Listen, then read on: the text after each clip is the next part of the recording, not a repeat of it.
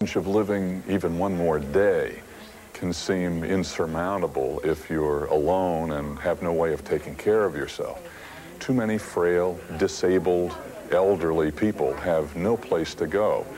Social programs used to provide some dignity and security for those in nursing homes, but many of those programs have been cut back or scrapped entirely. Nearly 2 million people in our country find being sick and dependent almost unbearable.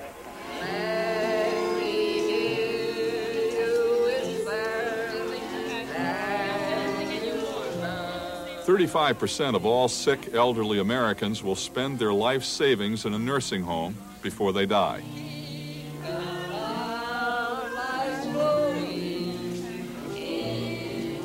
Ellen Haynes is a former governess. She's 94.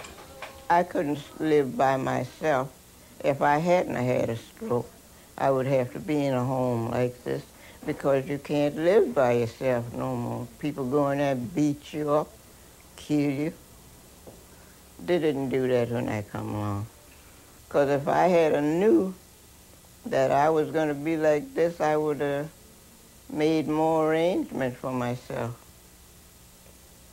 Because this way I didn't make nothing. The doctors put me here. I wanted to go back in my own little apartment with one hand. I would have tried to make it. I would have made it. But they said, no, I couldn't. So.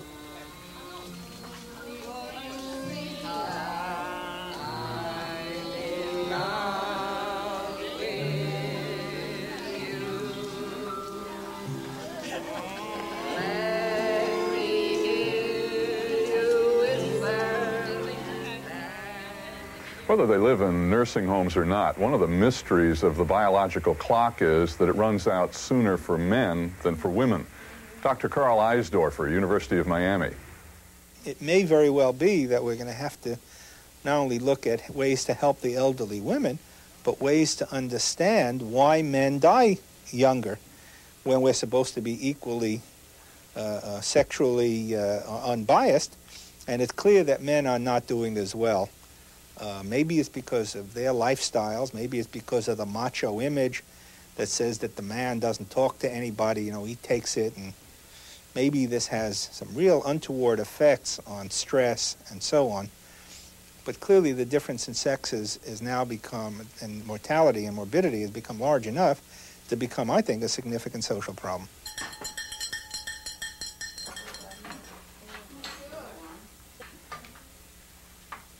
In Chicago, a unique residential center.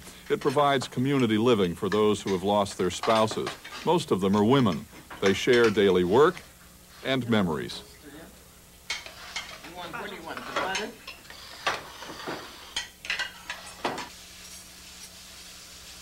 One of the residents in this group home is Miriam Heifetz, who lost her husband a year ago.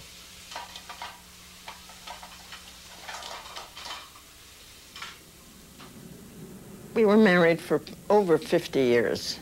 It was the best thing that ever happened in my life. The love for my husband grew. It just grew. It made my life. I mean, this was it for me. And when I look back at it, I have only the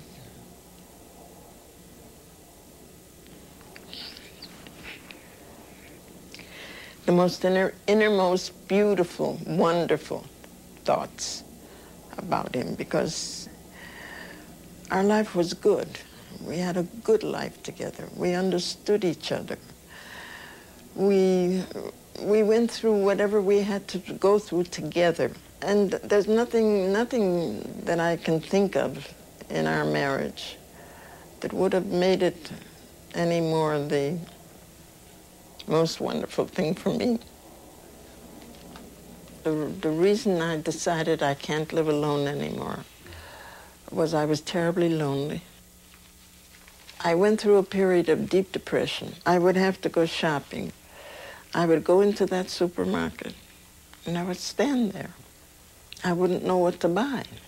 A nursing home I never even thought of, never. The group in living appealed to me because it would take care of the lonesomeness. I wouldn't be alone. Many women go through this. Unfortunately, we're in a period of our lives where the men die earlier than the women. But I have to change my way of living because I live by myself in an apartment in Albany Park, and I was very lonely. I did live with my daughter before I came here, but it didn't work out, and I was the one that wanted to get out. Many women do not want to live with their children. Their children have different lives, different interests, and all it would mean is they'd become a burden. Clara has her own, I have mine. This is the hurdle that women have to deal with, and everyone deals with it in his own way. Miriam's way is a friendship with another widow, her roommate, Trudy Leskowitz. We were supposed to do, and of course I had to do it 4 times over and over and over again. That's what took all this time. And careful, it's hot. So how's your daughter? Didn't she come today? She will come, Trudy. I told you 3 times today. They're all coming tonight. The whole shebang. My daughter-in-law, my son-in-law, and my granddaughter. We get together as a family, and those are highlights in my life, really highlights. I have children, 2 children. I have grandchildren, and I have great-grandchildren, 5 great-grandchildren. I love them for who they are. I have a relationship with them that is very precious to me.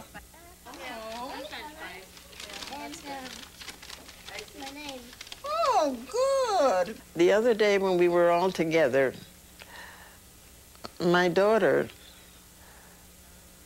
brought out a little diary that I had kept when I started, when I was 10 years old. Went to my first party. Had a pretty good time. So far, I like Wink. Post office. And spin the bottle. There's a thread that goes through your whole life. And when you see some of that in your own children, you feel that your life was not in vain. You feel that you lived a good life. You feel that you did what you possibly could under the circumstances. And there's a good feeling of knowing that your children have learned from what you have gone through, what your life has meant.